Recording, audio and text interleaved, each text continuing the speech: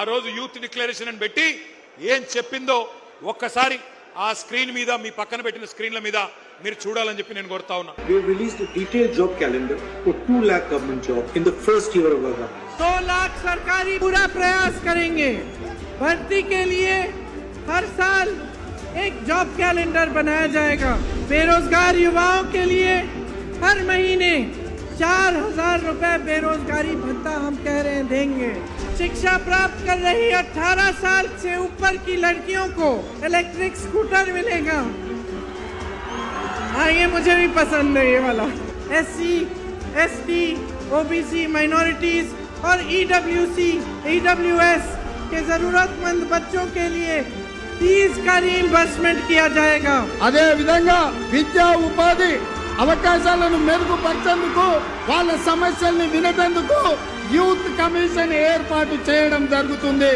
ఇదే కాకుండా ఈ విద్యార్థి నిరుద్యోగ యువకులకు 10 లక్షల రూపాయల వరకు వడ్డీ లేని రుణాలను ఇచ్చే బాధ్యత రాష్ట్ర ప్రభుత్వం తీసుకుంటుంది।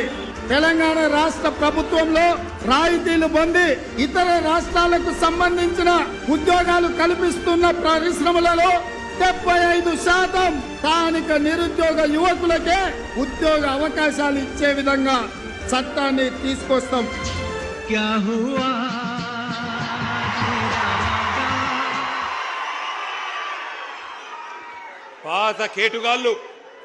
పాత కేటుగాళ్ళు కొత్త డూప్లికేట్ గాళ్ళు ఇద్దరు కలిసి తెలంగాణ యువత మీద నకిలీ ప్రేమలు నటిస్తూ విసిరిన వల పేరే యూత్ డిక్లరేషన్।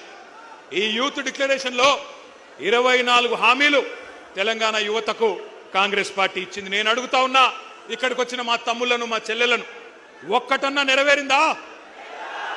ఒక్కటన్నా నెరవేరిందా? సౌండ్ వినబడతలేదు। ఒక్క హామీ అన్న నెరవేరిందా? ఏడాదిలో 2 లక్షల ఉద్యోగాలు వచ్చినాయా? ప్రైవేట్ కంపెనీల్లో 75% రిజర్వేషన్ వచ్చిందా? కాలేజీ అమ్మాయిలకు స్కూటీలు వచ్చినాయా? యువతకు 10 లక్షల రుణాలు వచ్చినాయా? ఫీజు రీయింబర్స్మెంట్ పైసలు వచ్చినాయా? 4 ట్రిపుల్ ఐటీలు 3 యూనివర్సిటీలు వచ్చినాయా? నెలకు 4,000 నిరుద్యోగ భృతి వచ్చిందా? 10వ తరగతి పాస్ అయితే 10,000 వచ్చిందా? 12వ తరగతి పాస్ అయితే 15,000 వచ్చిందా? డిగ్రీ పాస్ అయితే 1,00,000 వచ్చిందా? పీజీ పాస్ అయితే 1,00,000 వచ్చిందా? PhD చేస్తే 5 లక్షలు వచ్చిందా? మరి ఏమొచ్చిందని నేను అడుగుతా ఉన్నా ఈ పార్టీకి ఓటేస్తే। నేను